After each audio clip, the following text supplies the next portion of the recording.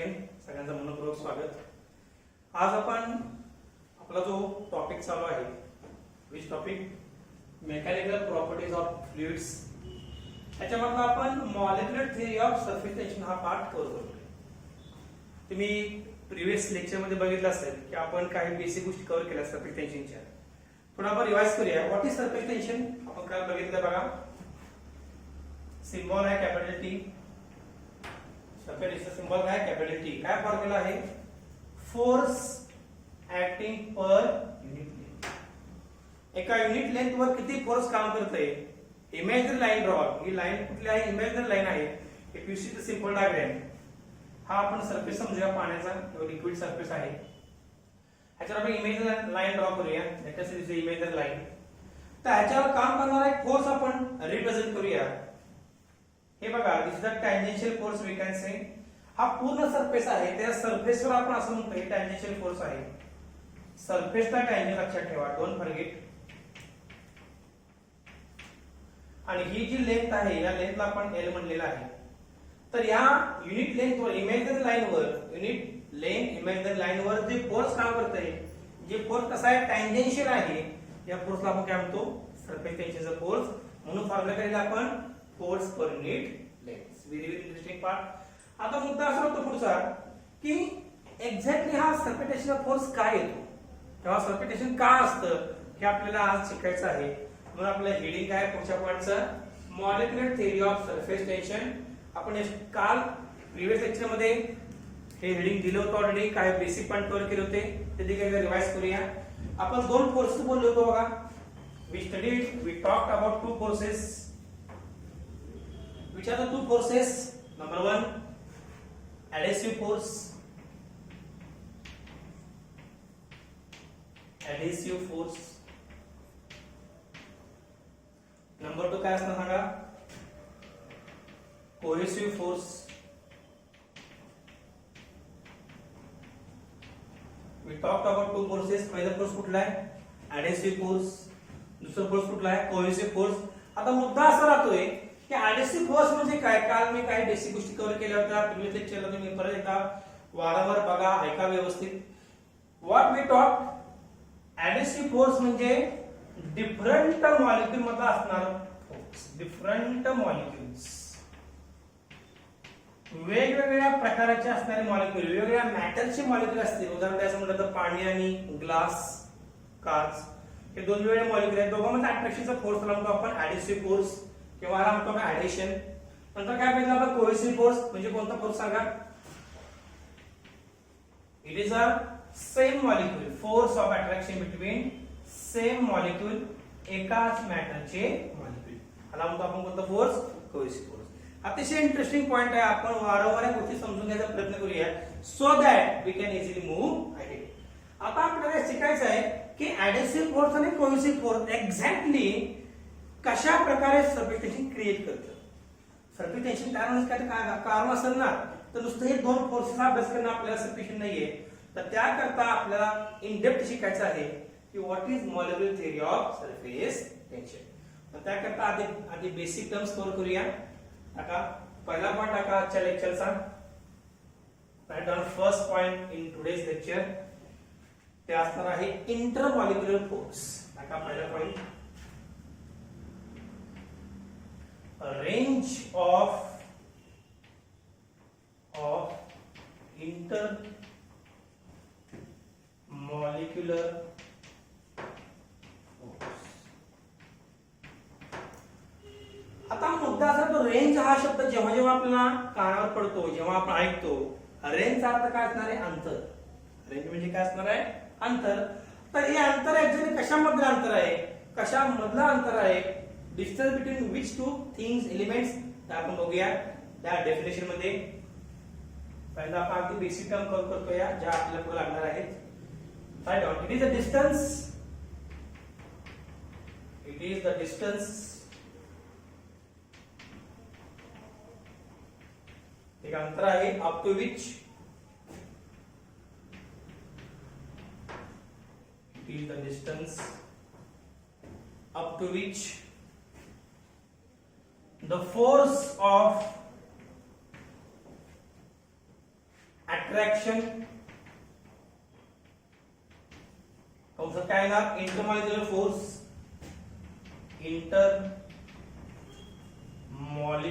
Force म्हणलं आपण it is the distance up to which force of attraction कुठला फोर्स intermolecular force will be effective अशा अंतराला काय म्हणतो आपण अशा अंतराला म्हणणार आपण काय रेंज ऑफ इंटरमॉलिक्युलर फोर्स काय म्हणले मी हे असं अंतर आहे ज्या अंतरापर्यंत आपल्याला इंटरमॉलिक्युलर फोर्स हा अनुभवता येणार आहे इफेक्टिव्ह असणार आहे तर सर्वसामान्यपणे सॉलिड्स मध्ये आणि लिक्विड्स मध्ये हे अंतर असतं 10 to the power -9 मीटर म्हणजे 1 नॅनोमीटर अतिशय कमी अंतर आहे तर मॉलिक्युल बद्दल बोलतो म्हणजे डिस्टन्स लहान असायला पाहिजे आपल्याला माहित पाहिजे की अंतर साधारण किती असतं हे असतं अंतर 1 नॅनोमीटर कशामध्ये सॉलिड्स किंवा लिक्विड्स मध्ये फुल स्टॉप करून पुढचा पॉइंट कंटिन्यू करा फुल स्टॉप करा write down it's value is up to 10 to the power -9 meter. काय म्हणले मी its value is up to 10 to the power -9 meter in case of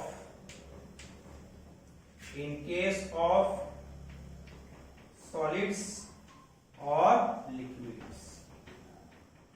solids किंवा लिक्विड करता हे अंतर किती असते 10 to the power -9 metre it's very interesting part we can say आता मुद्दा असा राहतो की अंतर कसं मोजायचं तर लक्षात ठेवा त्याला मॉलिक्युलर थिअरी आहे त्या सहाय्याने आपण स्पेक्ट्रोग्राफीच्या सहाय्याने हे अंतर जनरली मेजर केलं जातं तुम्ही असे म्हणू शकता 10 to the power -9 मीटर म्हणजे काय 1 नॅनोमीटर हाऊ मच 1 नॅनोमीटर हे झाले पहिले definition range of intermolecular force okay आता नेक्स्ट डेफिनेशन ह्या बेसिक टर्म्स आपल्याला पुढे सरफेस टेन्शन हा पूर्ण कॉन्सेप्ट समजायला मदत करणार आहे write down next definition sphere of influence number 2 sphere of influence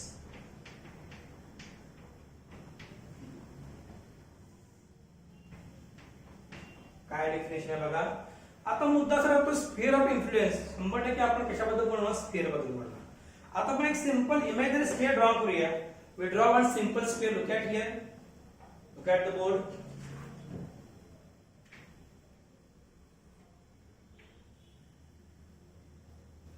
हा एक स्फियर आहे सगळ्यांकडे बघायचं व्यवस्थित आता हा सेंटर धरून चालूया तर काय म्हणता येईल बघा हे असा स्फियर आहे ज्या स्फियरच्या रेडियस जी आहे ज्या स्फियरची रेडियस पुन्हा इतकी आहे I can write here this radius that is a capital R ही रेडियस जी आहे हा सेंटर आहे या सेंटरला म्हणजे सी जवळ सी ला आपण सेंटर म्हणूया सी जवळ मॉलिक्युल असायला पाहिजे अतिशय बेसिक पॉइंट सांगायला लागलोय सी जवळ असायला काय पाहिजे मॉलिक्युल आहे असं इमॅजिन करूया आपण आणि ह्या मॉलिक्युलच्या सेंटर पासून किंवा सी पासून आपण एक अंतर घेऊया त्याला आपण रेडियस म्हणूया या अंतरावर आपल्याला इंटरमॉलिक्युलर फोर्स इफेक्टिव्ह आहे असं बघायला मिळते म्हणजे रेडियस किती असायला पाहिजे थिंक ऑन इट विचार करून सांगा ते रेडियस किती असणार आहे this radius is equal to what range of intermolecular force म्हणजे ज्या स्फियरची रेडियस किती असायला पाहिजे रेंज ऑफ इंटरमॉलिक्युलर फोर्स आणि मॉलिक्युलर सेंटरला असायला पाहिजे अशा इमॅजिनरी स्फियरला हा स्फियर इमॅजिनरी विसरू नका काय म्हणतात sphere of influence okay direct तुम्ही काढले असं गृहीत धरतो आणि आपण लिहूया definition write down it is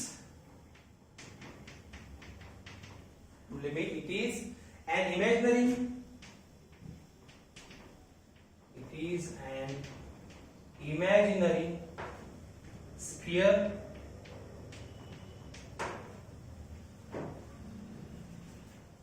having radius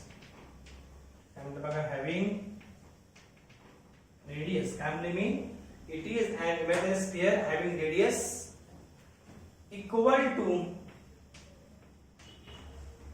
म्हटलं बघा it is an imaginary sphere having radius equal to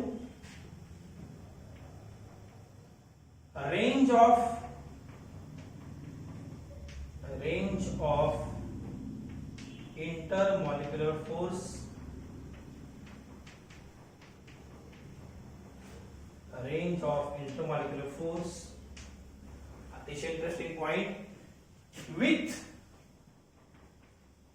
molecule at its center with molecule at its center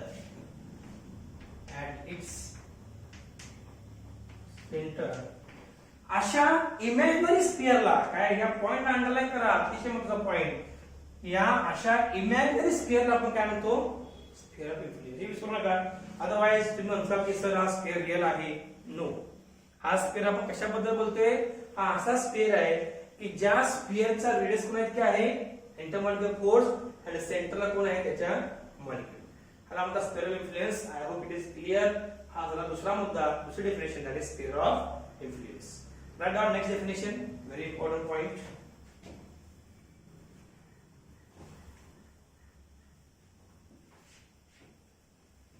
write down surface film very interesting definition surface film आता मुद्दा असा घेऊया की surface film आपल्याला दाखवायची असेल तर 100% आपल्याला लेयर विचारात घ्यावं लागेल पुन्हा लेयर विचारात घ्यावं लागेल we have to consider the layer of what liquid surface of any type diagram काढा माझ्यासोबत look at here आपण एक कंटेनर दाखवूया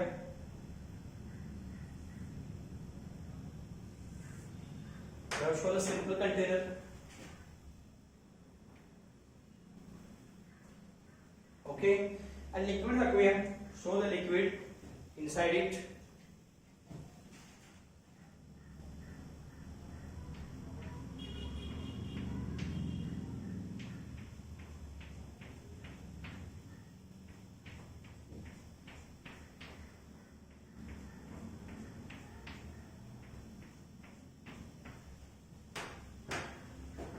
आता आपण दाखवूया sphere of influence look at here look at the board everybody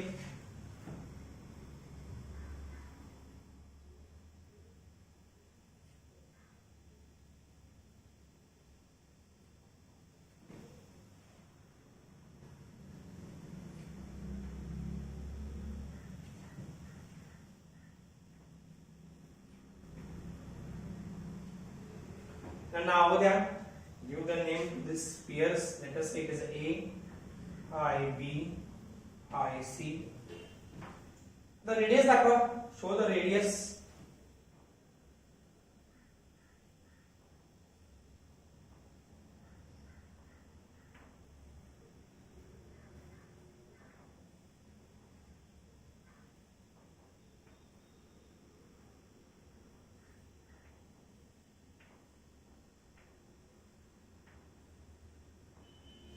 जर आपण या स्फिअर कडे बघितलं स्फिअर एबीसी कडे तर तुम्ही हा जो लेयर दिसतो तुम्हाला नीट बघा सगळेजण मी नाव देतो याला आता इथे मी देतो एक्स नाव दिलं याला नाव दिलं मी वाय नीट बघा आणि ह्याला म्हणतो मी एक्स डॅश ह्याला म्हणतो Y dash try to understand this basic term diagram व्यवस्थित काढा आपण इंटिग्रेशन डायग्राम मिळून काढतोय so that we can easily understand exam मध्ये डायग्राम ड्रॉ कशी करायचे हे बघा x डॅश की y डॅश दिसते तुम्हाला x डॅश y डॅश आणि टॉपला दिसते बघा x y आता हा एक सरफेस आहे लिक्विडचा you can show here it is surface of liquid it's very easy to understand it is very clear visible पण आहे तर असा सरफेस किंवा अशी थिकनेस लिक्विड मधली की ज्या थिकनेस मध्ये इकडे बघा हे जे you see this distance a distance let us say if I say this distance let us say is a capital X म्हणण्यापेक्षा आपण याला म्हणूया let us say P म्हणूया अंतराला P इतका अंतर आहे ओके तर हे जे अंतर आहे P हे अंतर जे आहे हे पुन्हा इतकं अंतर आहे हे डिस्टन्स आहे पुन्हा इतकं equal to radius of this sphere और it is equal to range of intermolecular force म्हणजे हे जे अंतर आहे, कोणतं अंतर आहे, पी जे अंतर दिसतं तुम्हाला, पी पॉईंट दाखवलेला बघा मी, हे जे अंतर आहे हे कुणा इतकं अंतर आहे, तर ए स्क्वेअर तुम्ही जर बघितलं तर ए स्क्वेअरचे रेडियस जे आहे तितकं अंतर आहे. Okay, easily understand. हे अंतर बघा, ए स्क्वेअरची रेडियस आहे का नाही, डायग्राम कडे बघा व्यवस्थित.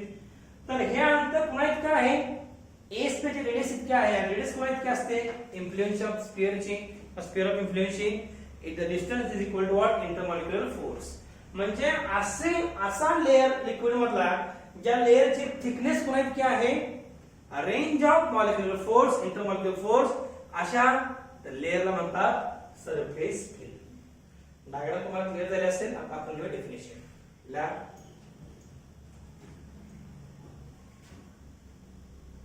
सरफेस ऑफ ए लिक्विड, म्हणजे बघा, surface of a liquid having thickness, कुठल्या गोष्टी पाठ करू नका, समजून घ्या. काय म्हटले मी, surface of a liquid having thickness equal to, having thickness equal to a range of intermolecular force,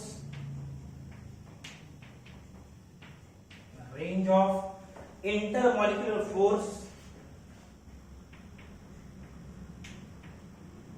comma, this film is called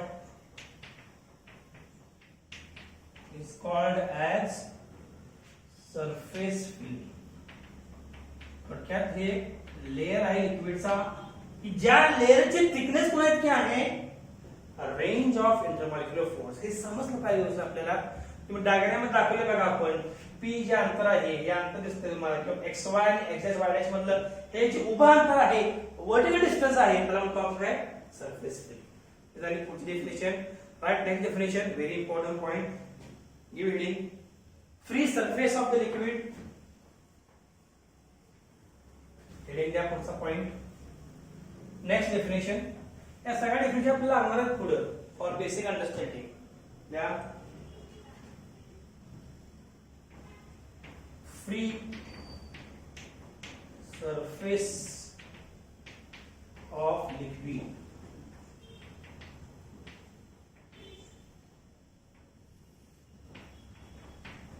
काय म्हणतो बघा मी, की असा सरफेस आहे की ज्या सरफेसवर शिअर फोर्स जास्त, ते 0 आहे. काय म्हणतो बघा, असा सरफेस ज्या सरफेसवर शिअर फोर्स 0 असतो, कुठल्याही प्रकारचा फोर्स काम करत नाही, when liquid is at stationary position, अशा सरफेसला म्हणतात फ्री सरफेस ऑफ लिक्विड. या definition, it is, you can write here systematically, it is a surface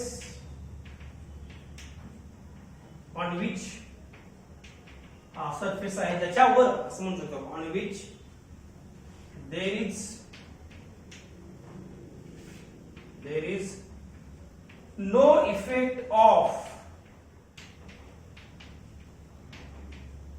shearing force.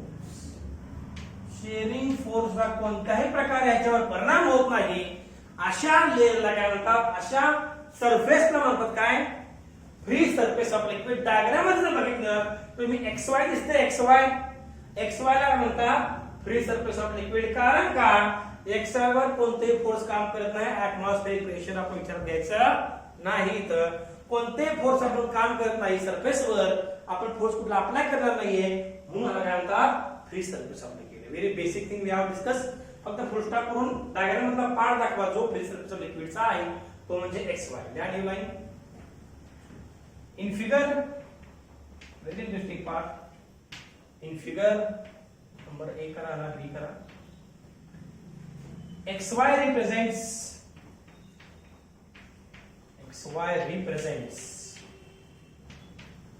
काय म्हणतो बघा, in figure x Y represents free surface of liquid. व्यवस्थित लिहा, represents free surface of liquid. झालं आपली next definition. कोणकोणते part cover केला आपण? रेंज ऑफ मॉलिक्युलर फोर्स, नंतर काय स्फिअर ऑफ इन्फ्लुएन्स, नंतर काय सरफेस फिल्म, नंतर काय बघितलं आपण? Free surface of liquid. ह्या टर्म जर तुम्हाला परफेक्टली कळाले असतील तर आणि तरच आपल्याला कळणार आहे molecular theory of surface tension. Surface tension कशामुळे चालतं, मॉलिक्युलचा काय रोल आहे याच्यामध्ये, हे आपल्याला समजणार आहे if you understand all this basic terms. Okay, आता नवीन हेडिंग टाका, पुढचा मुद्दा टाका basic theory of surface tension किंवा basic molecular theory of surface tension. टाका हेडिंग.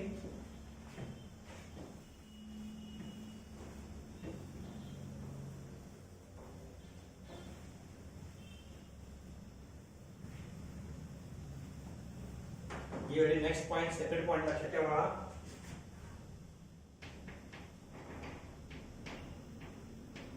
Basic molecular theory. काय म्हणते मी? Basic molecular theory of surface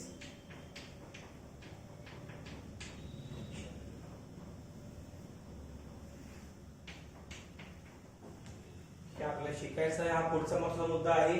हे कधी समजणार आपल्याला? जर आपल्याला प्रिव्हियस बेसिक टर्म्स माहिती असतील तरच हा पॉइंट आपल्याला क्लिअरली कळणार आहे.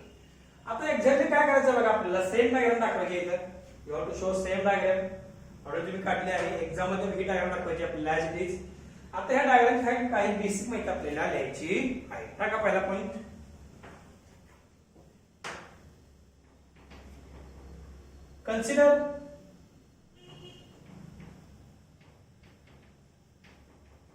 Consider three molecules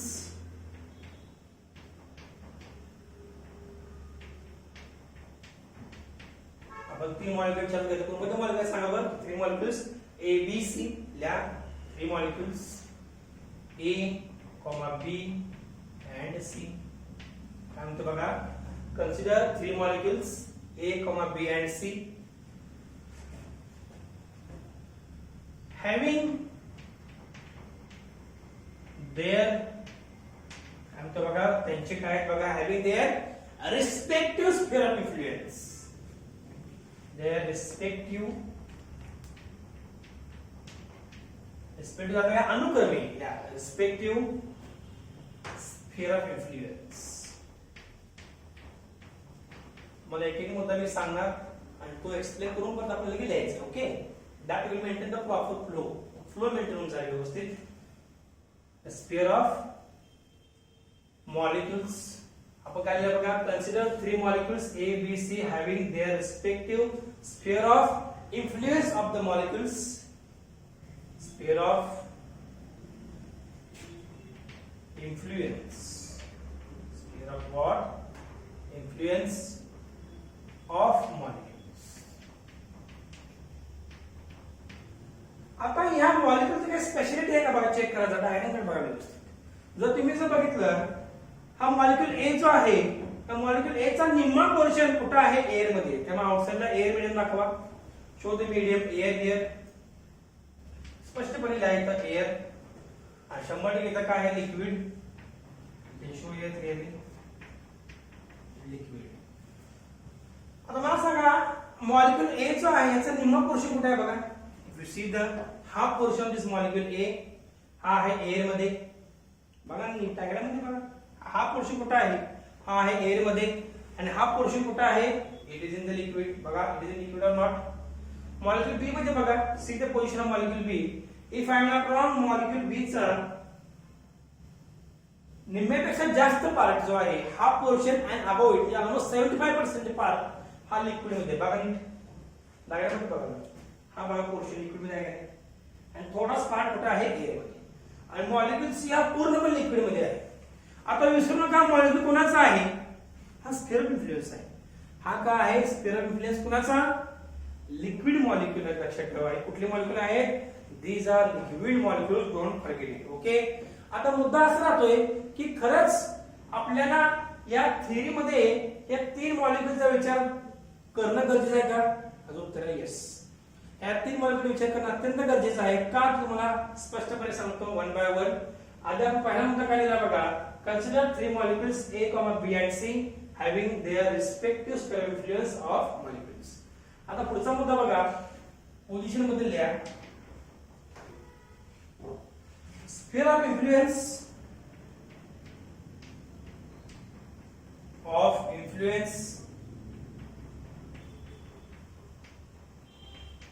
बघा, sphere of influence of what? Levels of molecule A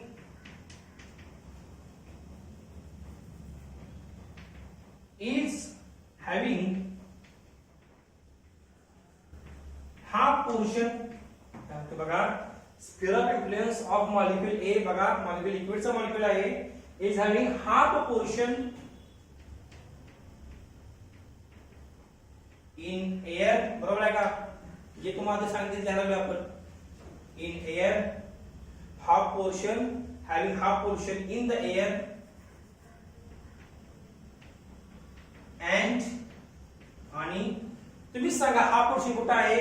in the liquid. नीट बघा कशामध्ये हा portion? In the liquid. The end हा पोर्शन इन लिक्विड. आधी एक एक मॉलिक्यूल आपण कव्हर करूया.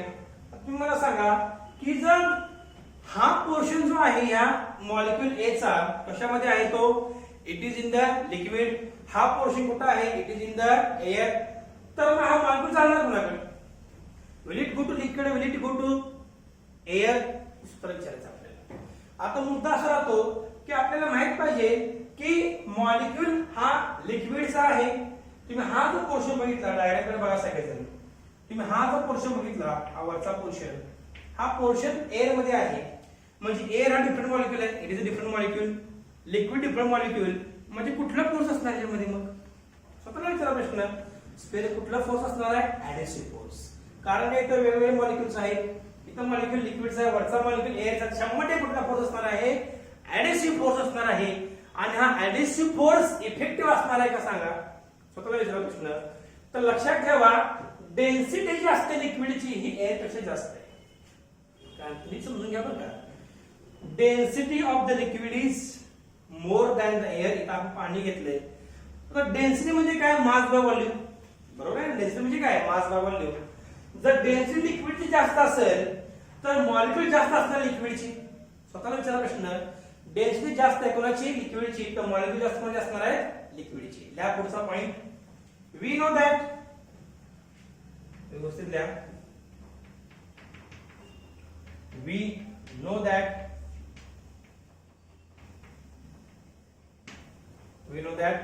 density of the liquid, density of liquid is more than, हे मुद्दे लिहायचे मी जे लिहितो बोर्डवर immediately. Okay, we know that density of liquid is more than, सांगा कशापेक्षा जास्त सांगा density? It is more than air. Hence liquid molecules, hence liquid molecules are much in number,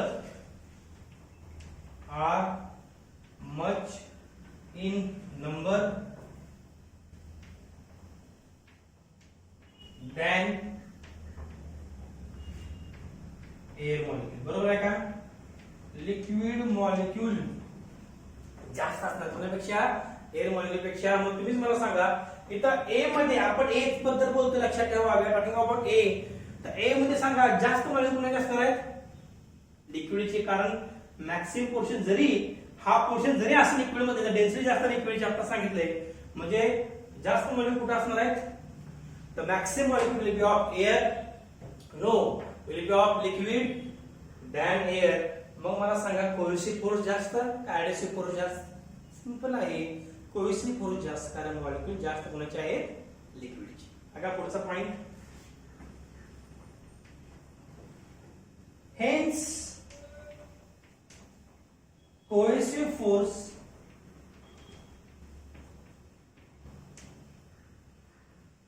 acting on molecule A, बघा hence चौथा point सांगतो मी, चौथा point, hence cohesive force acting on molecule A will be more, अगदी बरोबर आहे. Cohesive force काय असणार आहे, जास्त असणार, कुणापेक्षा, ऍडेसिव्ह फोर्स पेक्षा जास्त असणार आहे. ट्राय टू अंडरस्टँड, काय म्हणते बघा, कोहेसिव्ह फोर्स जास्त असणार आहे कुणापेक्षा, ऍडेसिव्ह फोर्स पेक्षा, hence I write here will be more. Simple logic आहे. मला तुम्ही सांगायचं तर कोहेसिव्ह फोर्स कुठे आहे, डाऊनवर्डला. हा मॉलिक्यूल कुठे जायचा प्रयत्न करणार, it will try to go downward. कारण का मॉलिक्यूल लिक्विड्स आहे, हा पुन्हा जायचा प्रयत्न करणार, आपल्या माणसाला जायचा प्रयत्न करणार, म्हणजे काय, लिक्विड मॉलिक्यूल कडे. मॉलिक्यूल लिक्विड्स आहे, that's why it will go downward.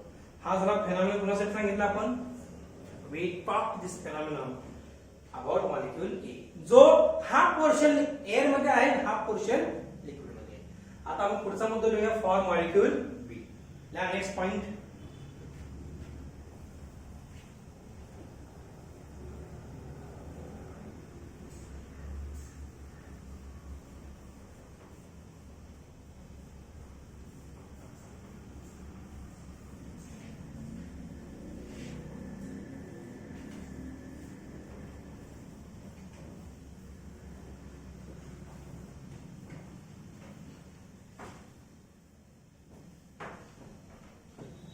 Next point आता point number 5.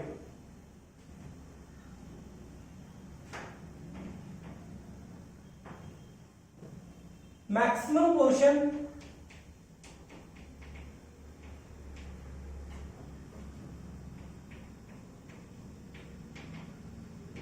Of molecule B, maximum portion of molecule B, तो बघा maximum portion of molecule B is in liquid. म्हटलं बघा maximum portion of molecule B, बघा ना maximum portion आहे का नाही. You can discuss very easily all this points among yourself असो, स्वतः अभ्यास करताना चर्चा करत चला की एक्झॅक्ट स्वतःला प्रश्न की मॉलिक्यूल बी कुठे आहे, तर मॉलिक्यूल बी चा मॅक्सिमम पोर्शन कुठे आहे, इन द लिक्विड. म्हणून काय लिहिले मी, maximum portion of molecule B is in liquid and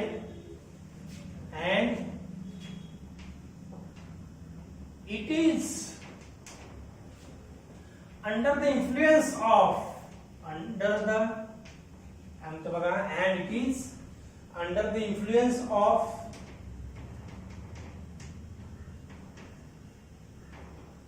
cohesive force. Simple logic आहे. स्वतःला प्रश्न विचारा, तुम्हाला मॉलिक्यूल ए घेतलं झालं असेल ना तर बी आणि सी तर फार सोपं आहे समजायला. काय म्हणते बघा, मॉलिक्यूल बी चा मॅक्सिमम पोर्शन कुठे आहे, लिक्विड मध्ये. म्हणून काय लिहिलं बघा मी, maximum portion of molecule B is in the liquid and it is under the influence of cohesive force. कारण का पोर्शन अधिक जास्त आहे, त्यासोबत डेन्सिटी जास्त आहे, म्हणजे काय झालं, दोन महत्त्वाची कारण आहेत ज्या कारणामुळे कोहेसिव्ह फोर्स काय असणार आहे, जास्त असणार आहे. मग तुम्ही मला सांगा, मग मॉलिक्यूल बी कुठे जाणार, obviously it will go downward towards liquid. दाखवा यार डायग्राम मध्ये, vertically downward, very easy to understand.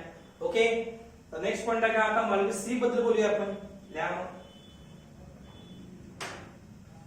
Molecule C, या molecule C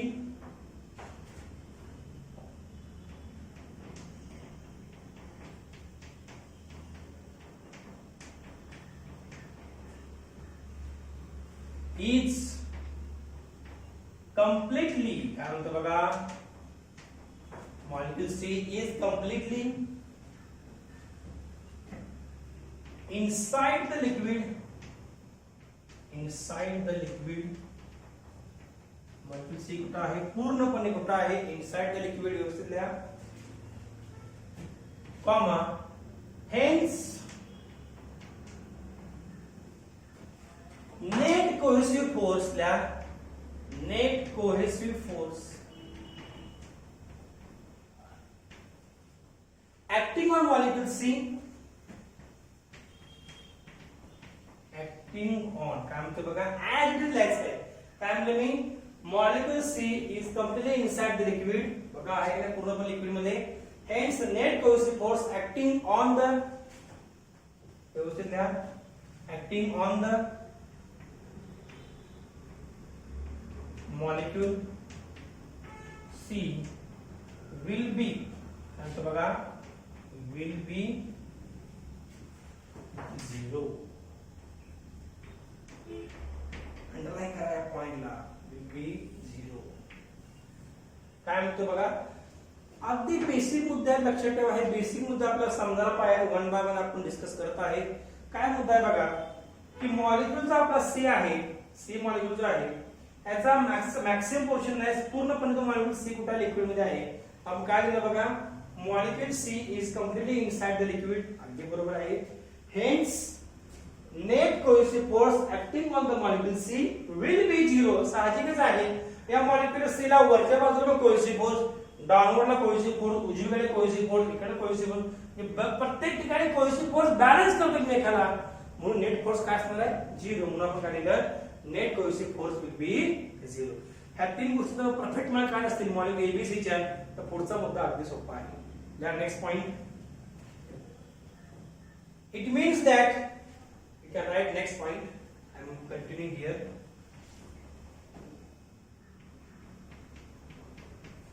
It means that molecules on the surface of the liquid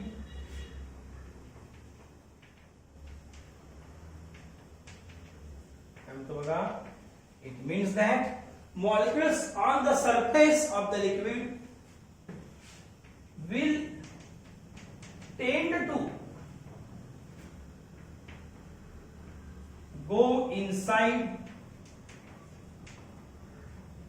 that is in liquid comes out that in liquid,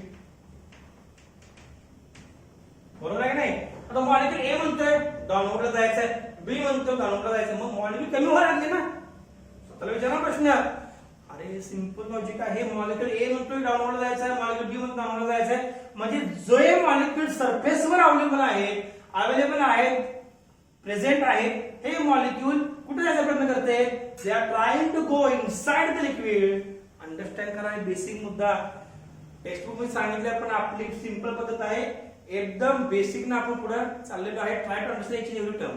काय म्हणतो बघा मी, molecule A B कुठे चाललेला आहे, you try to go down, molecule surface वरती कमी व्हायला लागले की नाही. ए पण म्हणतोय खाली, बी अजून काय मॉलिक्यूल टाकून ते म्हणतो खाली जायचं आहे, म्हणजे सरफेस जो आहे हा टेन्शन मध्ये आलेला आहे. टेन्शन अर्थ काय, ताण ताण. All molecules try to go down go down go down. तुम्ही इमॅजिन करा ना, तुम्ही एखाद्या रबर घ्या, त्याला तुम्ही खेचा, there is a tension. Same surface वर जो आहे, सरफेस इमॅजिन करा, हा आपला सरफेस आहे, हा सरफेस सगळे मॉलिक्यूल कुठे जायचं प्रयत्न करतात खाली, त्यावर बघा असा ताण तयार होणार. नीट बघा, इथला मॉलिक्यूल खाली जायचं म्हणतो, इथला मॉलिक्यूल खाली जायचं म्हणतो, म्हणजे तयार झाला ताण सरफेस वर. तर ह्या ताणाला किंवा ह्या टेन्शनला, या फोर्सला म्हणतात सरफेस वरचं टेन्शन, म्हणजे सरफेस टेन्शन. तुम्हाला कोणी विचारलं की सरफेस टेन्शन कुणामुळे असतं, why surface tension is there, it is due to only cohesive force. कशामुळे असतंय, cohesive force is the main cause of surface tension. सांगा पुढचा मुद्दा बघा, it means that molecules on the surface of the liquid will tend to go inside, that is in liquid, which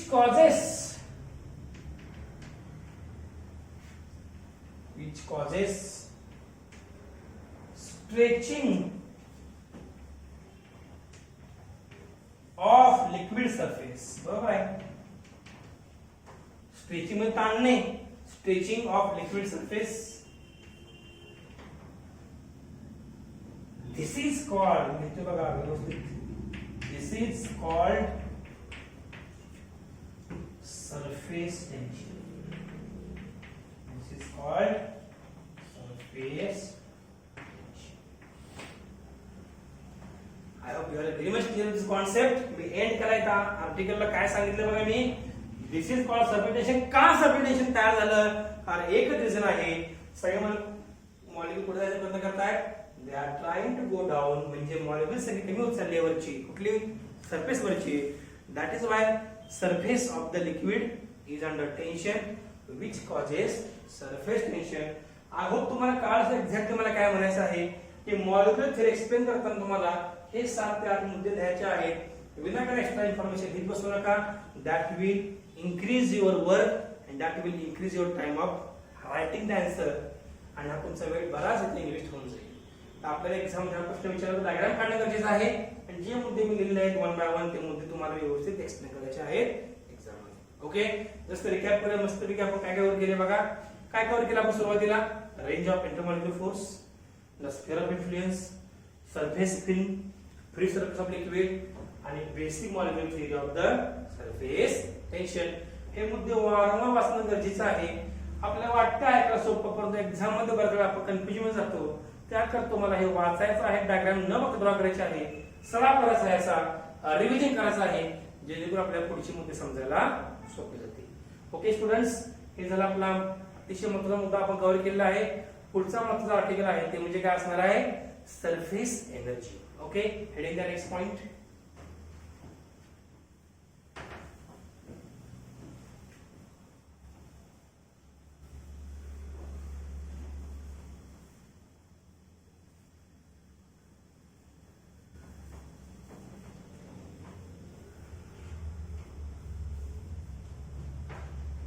Heading the next point, surface energy.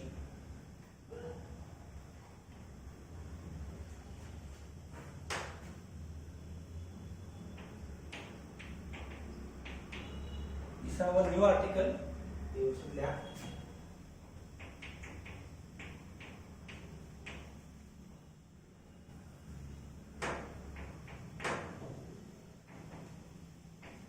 Surface.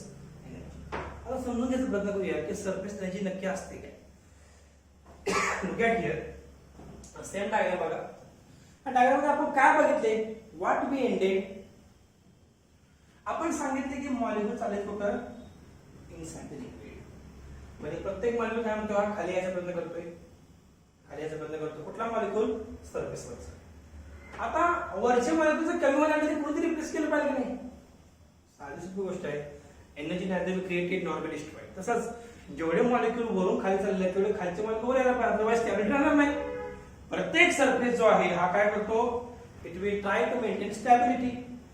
मग त्याकरता एक concept तयार झाला, तर म्हणतो आपण सरफेस एनर्जी. काय म्हणतो समजून घ्या. पहिला मुद्दा काय असणार आहे की all the molecules will tend to go inside, that will cause less number of the molecules on the surface field. त्याका पहिला पॉइंट.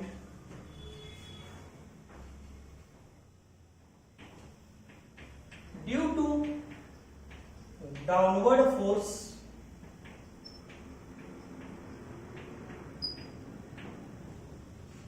डायग्राम ही सेम डायग्राम ड्रॉ करायचे, रेफरन्स आणि आधी डायग्राम आपल्या बघायचे. प्रत्येक डायग्राम तुम्ही समजून घेतली.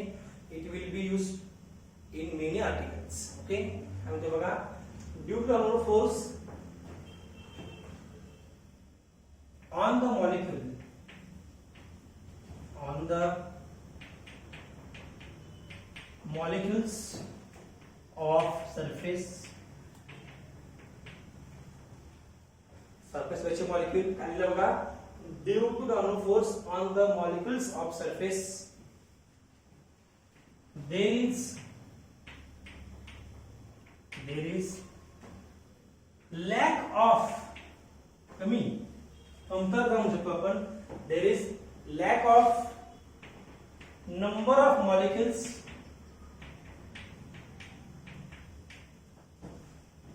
At the liquid surface. बरोबर आहे ना.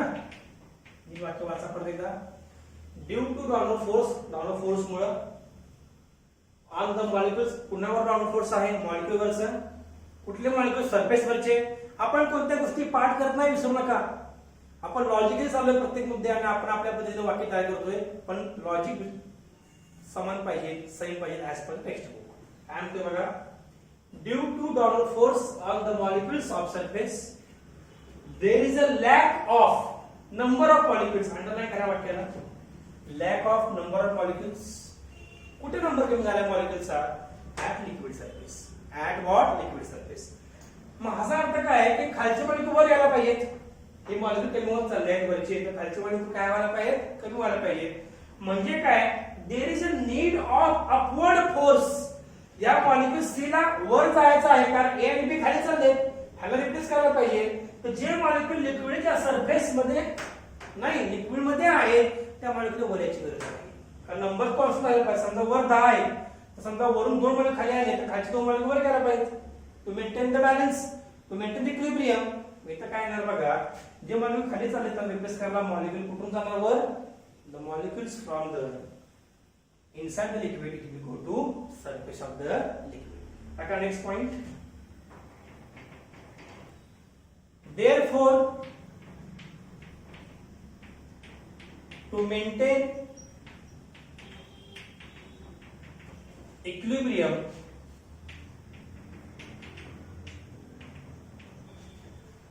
at the surface of liquid, therefore to maintain the equilibrium at the surface of liquid, molecules from bottom must go at surface of liquid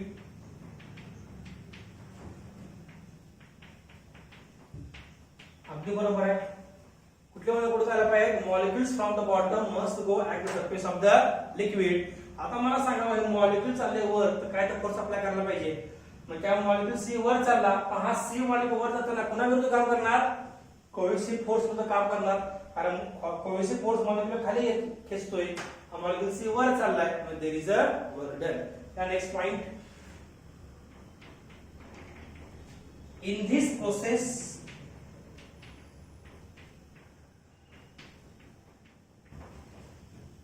molecules from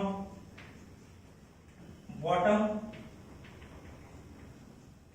have to perform, and in this process molecules from the bottom inside the liquid have to perform work against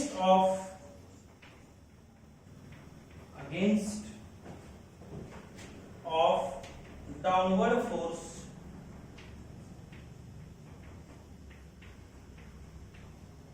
बरोबर आहे की नाही, have to perform work against downward force. Due to this there is an energy stored, and तुम्ही ह्याच्यामुळे काय होणार, this work is converted into energy, आणि energy साठवली जाते. दिस एनर्जी, ही एनर्जी साठवली जाते कुठं, सरफेस वर. ह्याला काय म्हणतात, सरफेस एनर्जी. त्यामुळे खाली due to this there is energy stored,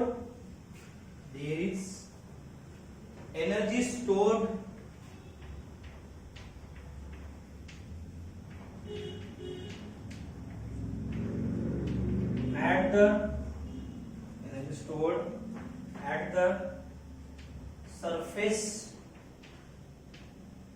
of liquid,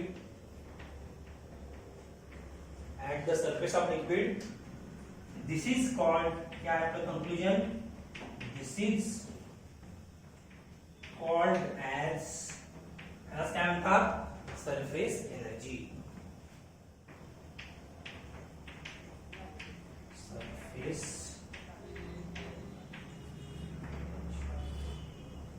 I hope you are very much clear. Surface energy exactly काय असते आपण समजून घेतलेलं आहे. अतिशय महत्त्वाचा पुढचा पॉइंट काय सांगितलं मी बघा, in this process molecules from the bottom have to perform work against of downward force. अगदी बरोबर, downward force विरुद्ध काम करावं लागणार जेणेकरून मॉलिक्यूल सी वर जाणार. Due to this there is an energy stored at the surface of the liquid and this is called as surface energy. हे एनर्जी कुठे साठवली जाते, at the surface of liquid, hence it is called surface energy. I hope you are very much clear with the concept surface energy. हे point तुम्ही वारंवार revise करा.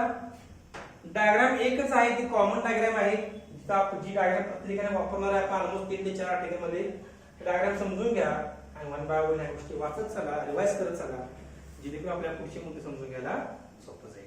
Okay, have a revision again and again and try to write it without reference of the notebook. Thank you so much.